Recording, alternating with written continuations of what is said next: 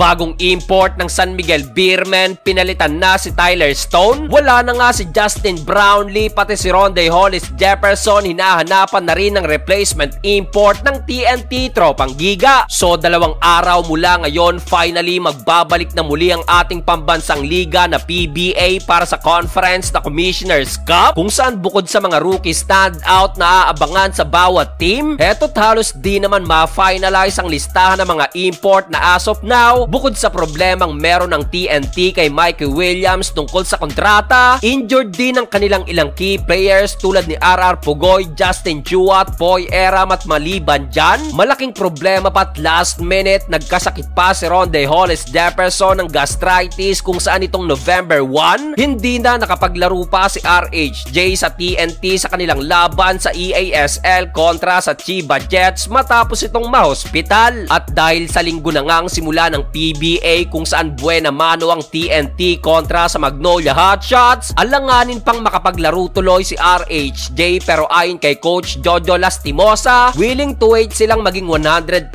healthy si Rondae, pero as of now, kinakailangan nga raw nilang kumuha ng replacement import na papalit pansamantala kay Jefferson, kung saan ang number 1 option sana nila itong kanilang second import sa EASL na si Quincy Miller, former import ng Converge. Kaso kay Miller na mismo nang galing na hindi siya pwedeng maglaro sa TNT Tropang Giga sa PBA dahil sa ngayon hindi pa nga raw nire-release ang kanyang rights ng Converge Fiber Xers at hindi niya nga raw alam kung bakit. Kaya naman sa ngayon puspusan pa rin ang paghahanap ng replacement import ng TNT. We're hoping na soon makabalik si RHJ, pati na rin si Brownlee na pinalitan naman pansamantala ng former Meralco import na si Tony Bishop. Excited na si Bishop sa crowd ng Ginebra kung saan kanina sa kanilang tune-up game kontra sa Northport Batang Pier, nagpakitang gilas agad si Bishop na pinangunahan ng Barangay Ginebra. Samantala bukod sa TNT, heto't ngayong araw San Miguel Beermen tagumpay na nakapagpalit agad ng import ngayong paparating na Commissioner's Cup. May sumpa ata ang apilyidong Stone sa SMB, kung saan ayon sa post ni Dadin Kinito Henson, kinakailangang iwan ni Tyler Stone ng SMB para bumalik sa US dahil manganganak nga raw ang kanyang asawa this weekend. Kaya nagpasya rin agad ang SMB na palitan na lang ito at kunin itong Virgin Island national team player na si Ivan Asca, 33 years old, standing at 6'8", huling naglaro sa Mexico ngayong taon kung saan nag-average ito doon ng 13 points at 5 rebounds, shooting 49% mula sa field. Si Ivan Asca isang all-around player, energetic forward at sobrang athletic, may decentering outside shooting, malawak ang court vision at elite defender din sa painted area. Paniguradong aabangan ito sa kanyang mga power dunks at hopefully bumagay ito sa sistema ng Beermen na alam naman nating may Junmar Fajardo.